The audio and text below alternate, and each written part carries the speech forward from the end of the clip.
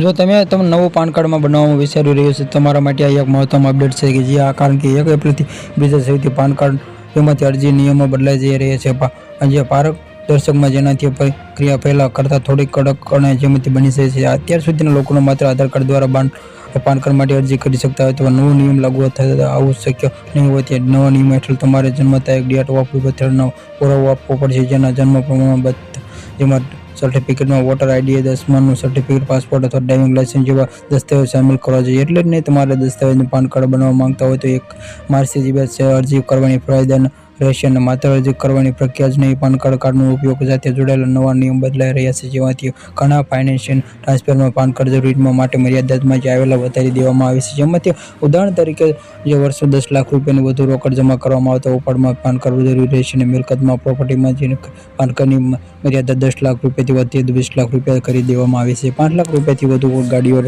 ખરીદતા પણ PAN card આપવું પડશે। હોટલમાં 1 લાખ રૂપિયાથી વધુ ખર્ચ પાન કાર્ડ અનિવાર્ય રહેશે। ફેરફારોમાં મુખ્ય હેતુ નાના વ્યવહારમાં સરળ બનાવવા માટે મોટા વ્યવહારો પર કડક દેખરેખ રાખવાનો હશે। નવા પાન કાર્ડમાં આવેલા જે ફોર્મ પર લાગુ કરવામાં આવશે જેમાંથી વિગતો માંગવામાં આવશે કે ફેરફારમાં ઇન્કમ ટેક્સના રૂલ્સમાં વેજ સેવીના ઇન્કમ ટેક્સમાં જે વેજ સેવીના હેઠળમાં લાગવામાં આવી રહ્યા છે જેથી ટેક્સ સિસ્ટમને વધુ મુજબ અને ડિજિટલ બનાવી શકાય છે। Subscribe my channel, like, share.